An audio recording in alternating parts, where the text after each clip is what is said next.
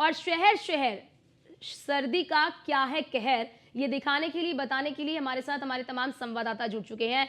गोरखपुर से हरेंद्र दुबे हमारे साथ जुड़ चुके हैं, आगरा से संदीप शर्मा हमारे साथ जुड़ चुके हैं, कानपुर से रामजी शर्मा हमारे साथ जुड़ चुके हैं, गाजियाबाद से जितेंद्र गौतम हमारे साथ जुड़ चुके हैं। लेकिन सबसे पहले गोरखपुर का रुख करूंगी।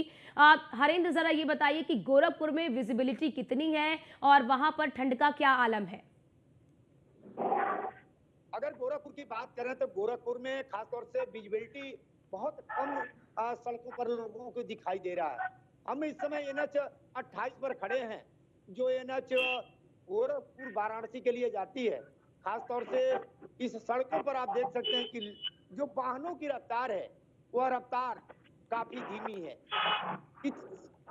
धीरे गति से वाहन चल रहे हैं ताकि हम्म। कहीं दुर्घटना न हो। हम्म। खासतौर से जिस तरह से उत्तर प्रदेश की सरकार ने ठंड से बचाव के तरह तरह के इंतजाम किए हैं, चाहे रैन बसेरों की बात की जाए या बस स्टेशनों की बात की जाए या रेलवे स्टेशन की बात की जाए, हर जगह पर व्यवस्था सुदृढ़ करने की बात सरकार ने कही है। हम्म। सरकार द्वारा ये भी कहा जा रहा है कि जो अभ्यर्थी परीक्षा देने के नाम पर आते हैं शहर में, उनके रहने की व्यवस्था की जाए, उनके खाने की व्यवस्था की जाए। अगर उनके पास पैसे नहीं है, रहने की व्यवस्था नहीं है, तो इन बसेरों में आश्रय दिया जाए। इसीलिए तो कल नए एक आश्रय भवन का मुख्यमंत्री योगी आदित्यनाथ ने उद्घाटन करके लोगों को सौगात के तौर पर देने का काम किया है। खास तौर से अधिकारियों को सख्त निर्देश उत्तर प्रदेश के मुख्यमंत्री योगी आदित्यनाथ देते तो नजर आ रहे हैं, लेकिन अधिकारी कहीं न कहीं उनकी आदेशों की अवहेलना भी करते नजर आ रहे हैं। हम्म। सारी व्यवस्था होने के बाद भी अधिकारी कहीं न कहीं जो पुरानी उनकी अड़ियल समाजवादी पार्टी की बसपा की सरकार में जो कार्य प्रणाली रही है, उस कार्य प्रणाली से अधिकारी उभरते नजर नहीं आ रहे हैं। खास तौर से अधिकारी कुछ सुधरे हैं और कुछ अधिकारी अपनी मनमानेपन से सुधरने वाले नहीं हैं, ठीक है। जिसका खामियाजा जिले जिले शहर शहर भी देखने को मिलता है। बिल्कुल, बिल्कुल, लेकिन क्योंकि देखिए मुख्यमंत्री योगी आदित्यनाथ की पहली प्राथमिकता यही है कि प्रत्येक व्यक्ति को ठंड से बचाया जाए, कोई भी व्यक्ति खुले आसमान के नीचे सोने को मजबूर ना हो। आप हमारे साथ बने रहिए हरेंद्र। आगरा से संदीप भी हमारे साथ जुड़े हुए हैं। संदीप, ताज नगरी का क्या हाल है? यहाँ पर विजिबिलिटी की बात कर ले, घने कोहरे की बात कर ले, किस तरह की तस्वीर वहां पर नजर आ रही है, जरा दर्शकों को भी दिखाइए। आपके पीछे तो बहुत घना कोहरा नजर आ रहा है, आपके पीछे की वस्तुएं भी नजर नहीं आ रही है। बिल्कुल, देखिए अर्चना, मैं आपको बता दूं कि जो पहाड़ों में हो रही बर्फबारी, उसका असर मोहब्बत की नगरी आगरा में भी पूरी तरह से देखने को मिल रहा है। घने कोहरे की यहाँ चादर है, शाम से ही यहाँ संदीप, एक घना बार जरा आप कोहरा अपने हो। पीछे का नजारा दिखा दीजिए हमारे दर्शकों को, ताकि हमारे दर्शक भी देखें कि आगरा यानी कि ताज नगरी का क्या हाल है। जरा एक बार आप तस्वीरों को दिखाइए वहां की। देखिए, मैं सबसे पहले आपको दिखाना चाहूंगा कि आप मेरे पीछे देख रहे हो कि 1 मीटर का भी नजारा हमको दिखाई नहीं दे रहा है। घने कोहरे की चादर में पूरी तरह से मोहब्बत की नगरी आगरा लिपटी हुई है और यही कारण है कि यह विजिबिलिटी बेहद कम हो गई है। हम्म। आगरा में घने कोहरे का असर आवाजाही पर भी देखने को पड़ रहा है। सड़कों पर जो वाहन स्पीड में चलते थे वो रेंग रेंग हम्म। कर चल रहे हैं। थोड़ी दूरी तक को भी देखना बड़ा मुश्किल हो रहा है। हम्म। सड़कों पर विजिबिलिटी बेहद कम है। पहाड़ों में हो रही बर्फबारी का असर यह आगरा में पूरी तरह से दिखाई दे रहा है। आगरा में पिछले 24 घंटों से लगातार जो तापमान है उसमें गिरावट आई है। आगरा में न्यूनतम अगर तापमान की बात करें तो 7.6 डिग्री सेल्सियस रहा है। हम्म। वहीं अगर दिन के समय की बात करें तो जो अधिक तापमान है वो 18.2 डिग्री रिकॉर्ड किया गया है। हम्म। तो कहीं ना कहीं कोहरा पूरी तरह से छाया हुआ है। और आपको बता दें कि मोहब्बत की नगरी जो आगरा है, जहाँ दूर दूर से जो ताजमहल को देखने के दीदार करने के लिए पर्यटक भी पहुंचते हैं, कल अगर उनकी बात करें तो उनको भी निराशा देखने को मिली, क्योंकि घनी कोहरे के चलते ताजमहल साफ दिखाई नहीं दे रहा था।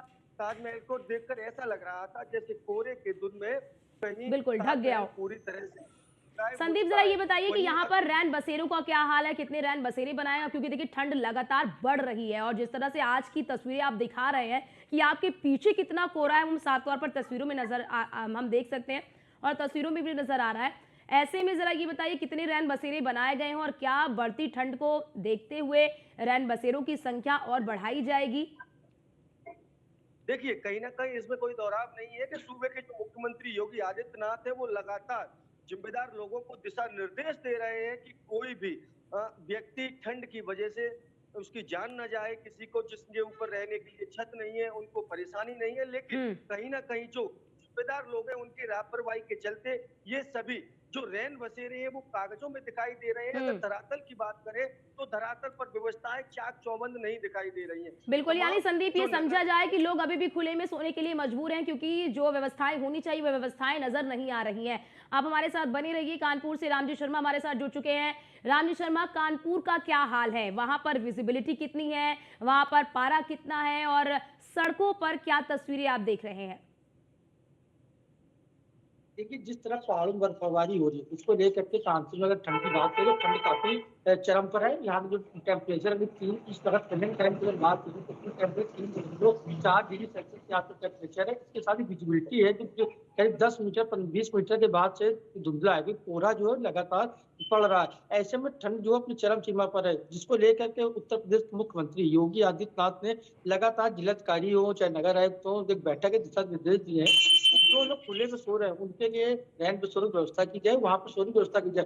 तो जिसको लेकर कानपुर में रैन बसेरों की संख्या लगभग 50 के आसपास तो है, लेकिन सबसे बड़ी बात यह है कि जो धरातल व्यवस्थाएं होनी चाहिए वो व्यवस्थाएं देखने को मिली। शुरुआती दौर जब ठंड पड़ रही थी उसमें जिलाधिकारी कानपुर जो नगर आयुक्त है इन लोगों ने बैठक करी थी, साथ ही निरीक्षण भी किए थे वो रैन बसेरों के, जहां पर कंबल की व्यवस्था या आग जलाओ की व्यवस्था करनी थी। लेकिन वहां पर कंबल की व्यवस्था तो की गई, लेकिन कंबल जो है वो बिल्कुल पतले से थे जिसमें ठंड से बचा नहीं जाता। उस शुरुआती ठंड को बचा था, लेकिन जो इस पर कड़ाके ठंड पड़ रही जो गलन वाली ठंड है उससे बचाव नहीं हो सकता। जिसको देखते हुए जिलाधिकारी ने उसे निर्देश तो दिए, कागजों में कार्रवाई भी हुई, लोगों को निर्देश हुए कि कंबल हर जगह पहुंचाया जाए, जहां पतले वहां डबल कंबल किए जाए।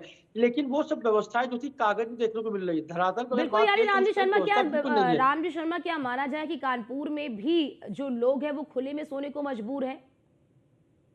जी बिल्कुल, अगर आप प्रमुख चौराहों की बात कर ले, कानपुर चाहे घंटाघर चौराहे की बात कर ले, एक्सप्रेस रोड की बात कर ले, भाऊपुरवा की बात कर ले, यशोधरा की बात कर ले, वहां पर जो पुल बने, जो मेट्रो के पुल बनाए गए हैं या ओवरब्रिज है, उसके नीचे अगर आप देखना चाहेंगे तो वहां पर तमाम ऐसे लोग हैं जो खुले में सोने का मजबूर है, क्योंकि वही लोग हैं जो रिक्शा चलाते हैं, जिनकी रेहड़ी लगाते हैं, उनके सोने बिल्कुल। कोई आशियाना नहीं है, तो मजबूरी से उनको वहां सोना पड़ रहा है। ये सब जो लगातार उनको जानकारी है, सब देख रहे हैं, लेकिन सिर्फ खाना पूर्ति के नाम पर जो निचले अधिकारी कर्मचारी खाना पूर्ति करते हैं, ना कि उनको गाइडलाइन करते हैं, ना उनको पूरी व्यवस्था बनाते हैं। सिर्फ सिर्फ देखने की व्यवस्था, सिर्फ कागज में आपको देखता हूँ, धरातल पर बिल्कुल की जो व्यवस्था है बिल्कुल शून्य के बराबर है। तो ऐसे में सवाल ये उठ रहा है कि जो ठंड से जो लोग अगर आगे जो इसी लेकर ठंड का मौसम था, तो कहीं ना कहीं अगर कैजुअलिटी होती तो उसका जिम्मेदार आखिर कौन होगा? जबकि बिल्कुल, बिल्कुल मुख्यमंत्री ने रामजी शर्मा, ये साफ तौर बड़ी पर बात हो जाती है कि इस ठंड में अगर किसी की जान जाए, जो व्यक्ति खुले आसमान में सो रहा है, फिर उसके लिए जिम्मेदार कौन होगा?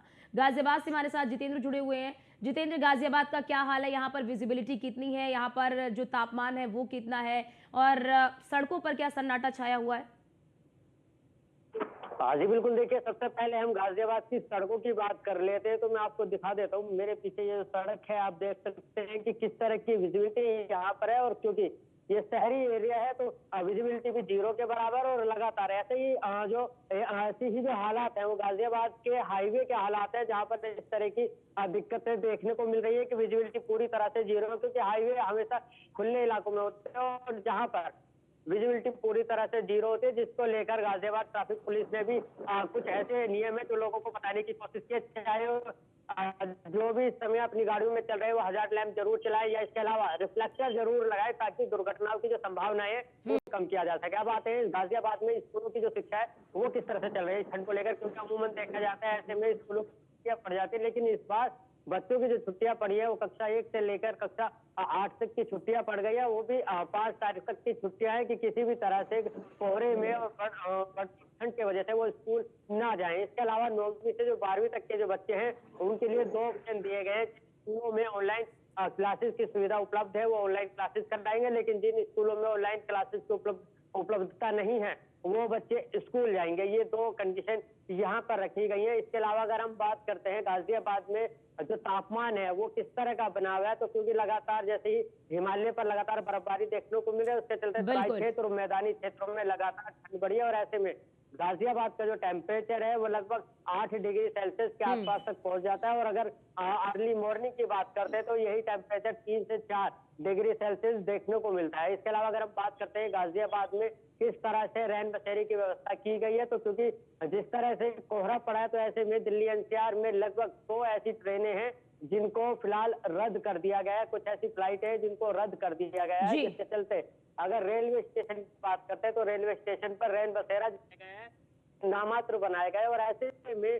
सबसे बड़ी दिक्कत ये होती है कि रैन बसेरे में जो महिलाएं हैं उनको लेकर गाजियाबाद के रेलवे स्टेशन पर किसी तरह की कोई व्यवस्था नहीं की गई, जिससे चलते वो ठंडे फर्श पर सोने के लिए मजबूर हो जाते हैं, अपनी ट्रेनों का इंतजार करते हैं। और ऐसे में जो ट्रेनें रद्द नहीं हुई है और वो कोहरे के चलते लेट है और उनका इंतजार करने वाले यात्री रैन बसेरे नहीं पहुंच पा रहे हैं, जिसके चलते दिक्कतों का सामना करना पड़ता है। इसके अलावा बिल्कुल अगर जितेंद्र, क्योंकि देखिए अब तो ट्रेन 7-7 घंटे अगर 8-8 घंटे लेट हो रही है और जिस तरह से कोहरा बढ़ रहा है, ऐसे में ये माना जा सकता है, ये संभावना आशंका जताई जा सकती है कि आने वाले दिनों में ट्रेनें और भी ज्यादा लेट हो सकती हैं। ऐसे में आप जैसा कि बता रहे हैं कोई व्यवस्था ही नहीं है, तो फिर सवाल कई तरह के खड़े होते हैं कि इससे पहले जो तमाम बैठकें होती है, तमाम जो निर्देश दिए जाते हैं, किस तरह से जो अधिकारी हैं वो निर्देशों पर पलीता लगा रहे हैं। आप हमारे साथ बने रहिए, गोरखपुर का रुख कर लेते हैं। हरेंद्र, बात कर ले गोरखपुर की, तो गोरखपुर में बीते दिनों के मुकाबले आज किस तरह की स्थिति है? बीते दिनों किस तरह की स्थिति थी और आज किस तरह की स्थिति है? चाहेंगे कि नए साल 2025 जिस दिन से शुरू हुआ है, उसके तीसरे दिन यानी बीते दिन कोहरे का अंधेरा जो है कि सड़कों पर छाया रहा। आज कुछ ठीक है, कुछ हद तक सही है, 200 मीटर तक दिखाई दे रहा है, लोग सड़कों पर चल रहे हैं। लेकिन 3 तारीख की जो स्थिति थी गोरखपुर सहित पूर्वांचल की, वो बड़ा भयावह थी, क्योंकि 10 मीटर की दूरी पर नहीं दिखाई दे रहा था।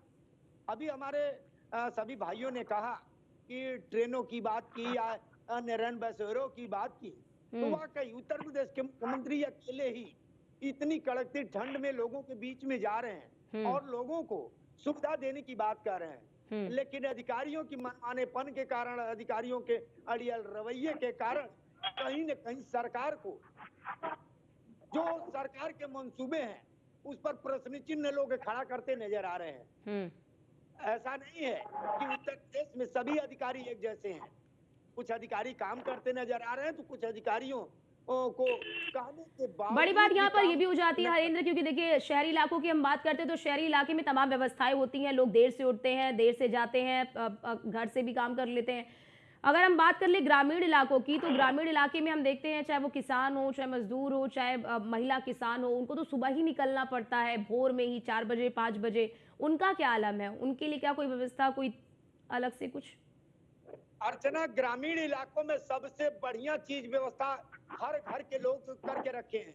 अपने दरवाजे पर अलाव जलाते हैं, अपने स्वतः जिम्मेदारी से जलाते हैं। एक जिस दरवाजे पर अलाव जलते रहते हैं, वहां 10 लोग बैठ करके आपस में राजनीतिक बातें चर्चा करते हैं, सरकार की बातें करते हैं। ग्रामीण इलाकों में अलाव की व्यवस्था करने की जरूरत नहीं है। और वो लोग किसान हैं, ग्रामीण क्षेत्र में लोग सुबह 7 बजे 5 बजे ही खेतों में नजर आते हैं। सबसे बड़ी दिक्कत है महानगर की। महानगर में जो ग्रामीण इलाकों से निकल करके महानगर में जाते हैं, मजदूरी करने जाते हैं या किसी अन्य काम से, मेडिकल के काम से जाते हैं, उनके लिए बड़ी दिक्कतों का सामना महानगर में करना पड़ता है।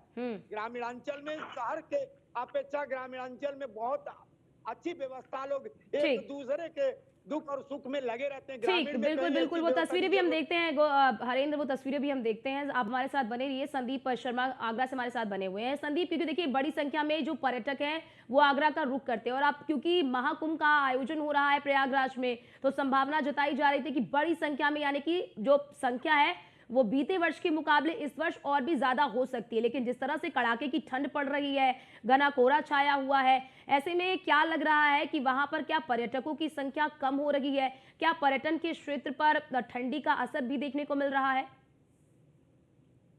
अगर पर्यटक स्थल की बात करें, जैसे ताजमहल है और देश में 7वां अजूबा है, तो कहीं ना कहीं जो ये मौसम होता है, इसमें कहीं ना कहीं जो पर्यटक होता है वो इस मौसम का आनंद उठाता है। और यही कारण है कि पर्यटकों की संख्या इस मौसम में बढ़ती है।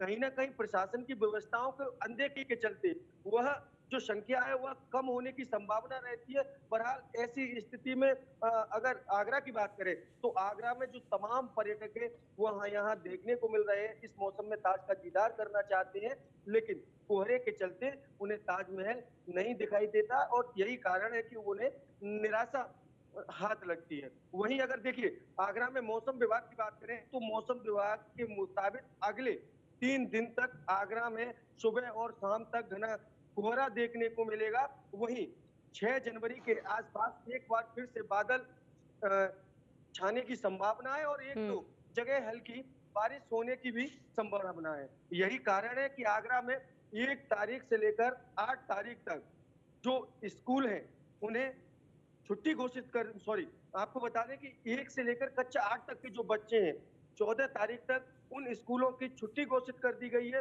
क्योंकि ठंड बहुत ज्यादा है। अगर ठीक आगरा है। की बात करें तो आगरा में कहीं ना कहीं जो तमाम लोग हैं वो अपना बचाव करते हुए हालात से या तमाम तरीकों से बिल्कुल बिल्कुल, दिखाई दे रहे यानी हैं। माना जाए संदीप की आगरा जो कि ताज नगरी है वहां पर भी लोग जो है कि 10 बजे तक 11 बजे तक वहां पर सड़कों पर सन्नाटा ही नजर आता है।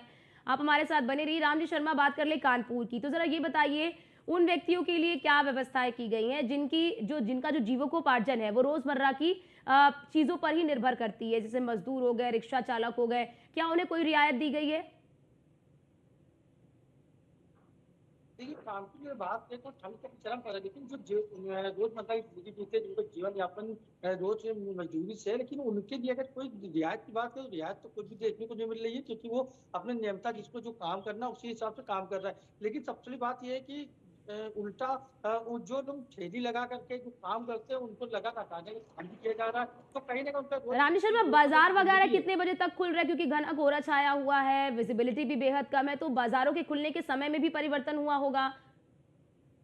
जी बिल्कुल, अगर बात करें कानपुर की तो कानपुर में जो बाजार की खुलने की स्थिति, जो पैसे तो सुबह 9:30 के बाद से 10 बजे से लेकर मार्केट खुलना शुरू हो जाती है, लेकिन अगर अभी की बात करें जिस तरह विजिबिलिटी डाउन है, लोग घरों से कम निकल रहे हैं, समय से नहीं निकल पाए, तो ऐसे में बाजारों के खुलने का जो समय है वो करीब 11 बजे के आसपास पहुंच गई। 11 बजे से दुकानें धीरे खुलना, तो 12 साढ़े 12 तक की दुकानें जो है पूरी खुल पाती। तो जो लोग हैं जो सुबह बाजार जाने निकलते थे 10 बजे 9 बजे जब निकलते थे, वो भी लोग अपने घरों पर है, 12-1 बजे बाद ही घर से निकलते, तो शाम को 5 बजे होते होते वो अपने घर तक आ जाते हैं, क्योंकि शाम को 4-5 बजे होते ही ठंड अपने रुझान पहुंच जाती है, ठंड पड़ती है, हवा जो शीतलहर है वो काफी तेज चलने लगती है। तो ऐसे में जो लोग हैं वो भी घरों से बाहर निकले, और शाम को 6 बजे बाद बाजारों में सन्नाटा, जब बाजारों छोड़ी तो सड़क तक में सन्नाटा नजर आता है, सिर्फ लोग अलाव जलाते हुए नजर आते हैं, अलाव ताप रहे होते हैं, यही एक उनके आसरा होता है। लेकिन जो अलाव की व्यवस्था नगर निगम करनी चाहिए थी, वो व्यवस्था लोग खुद ही अपने पास से अलाव को ला रहे हैं, लकड़ियां ला रहे हैं, उसको जला करके ठंड से बचाव काम कर रहे हैं। और सबसे बड़ी बात है, लगातार हार्ट के पेशेंट और ब्रेन स्ट्रोक के जो पेशेंट है वो लगातार उनमें इजाफा हो रहा है। कार्डियोलॉजी की बात करते हैं, वहां पर इस वक्त पूरे बेड फुल है, एक रिजर्व बिल्कुल वार्ड बनाया गया जहाँ पर जो हार्ट के बिल्कुल पेशेंट आ बिल्कुल, रहे हैं। क्योंकि ठंड बढ़ रही तो ऐसे में बीमारियां जो हैं वो भी बढ़ सकती हैं, उसकी भी आशंका जताई जा रही है और इसके लिए तैयारी जो है वो करनी होगी। बहुत शुक्रिया संदीप आपका, रामजी शर्मा आपका, जितेंद्र आपका, हरेंद्र आपका, हमारे साथ जुड़ने के लिए, तमाम जानकारी, तमाम जो तस्वीरें हैं वो हमारे दर्शकों तक पहुंचाने के लिए कि शहर शहर सर्दी का क्या है सितम, क्या है आलम, किस तरह की व्यवस्थाएं हैं, कहां पर व्यवस्थाएं बिल्कुल फेल होती हुई नजर आ रही हैं, कहां पर व्यवस्थाएं केवल कागजों में हैं, किस तरह से अधिकारी पलीता लगा रहे हैं निर्देशों का, तमाम जानकारी हमारे दर्शकों तक साझा की।